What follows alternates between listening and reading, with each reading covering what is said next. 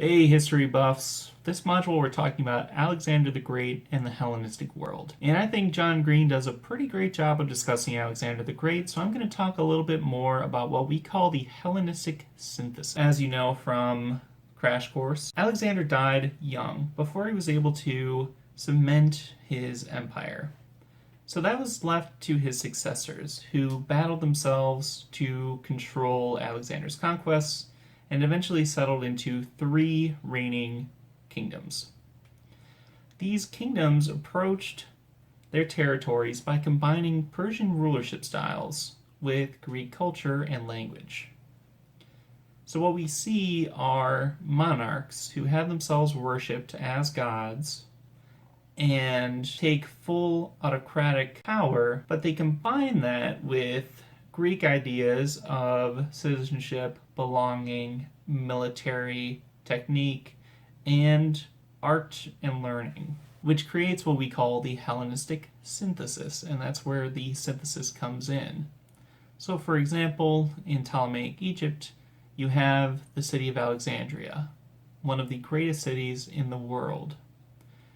And the Ptolemies have themselves declared pharaoh. They wear and portray themselves with typical pharaonic dress, and they have themselves worshipped as god pharaohs, just like their classical Egyptian examples do, just like Hatshepsut and Ramses. They also have the giant library of Alexandria, which becomes the center of Greek learning for hundreds of years. And they fund Greek philosophy, and they use Greek architecture in a lot of their buildings. And the most popular god in Alexandria is a hybrid god of Greek and Egyptian deities called Serapis. So you can just see in Alexandria this example of a cosmopolitan city that combines a lot of the local traditional culture with Greek culture. The second way in which the Hellenistic synthesis worked was by encouraging these rulers to balance power out. Basically, it was in the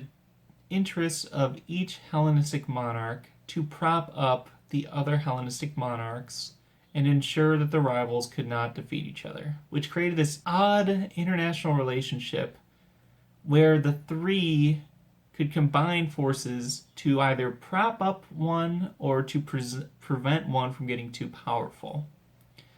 Now, this we refer to as a balance of power, and it's the Hellenistic system of leadership. And the way in which these governments acted actually shows the weakness of the Persian style of government. In Polis, and what we'll see in Rome, is that their government got legitimacy not from their deeds as a ruler or their accomplishments as a ruler, but from the people themselves. They had this idea of citizenship that allowed the government to basically claim that they're just a collection of citizens acting on the citizens' behalf. Because the Hellenistic monarchs were monarchs and not republics or democracies or oligarchies, they gained legitimacy through their own accomplishments. That meant that they had to be very active and successful military rulers. So that meant while the Hellenistic monarchs really wanted to be friendly with each other and prop each other up, it actually forced them into warfare constantly because they had to prove to their people that they deserved to rule. And they also developed a new military system of professionalized mercenary soldiers in order to handle all that warfare. Again, without a strong tie of citizenship that holds the government together and links the government to the people, you had to encourage the people to fight for some reason. And the Hellenistic monarchs found the best reason was for money. And that's just an increasingly different change that draws the Hellenistic monarchies further and further away from the Greek polis. Because, as you'll recall from the previous module, being a citizen soldier was an important part of the Greek identity. So, as we talk about in discussion, as you read what I've given you for your readings this module, I want you to consider how these Hellenistic monarchies seem to differ from both the places that they conquered and from Greece. And I'll see you in discussion.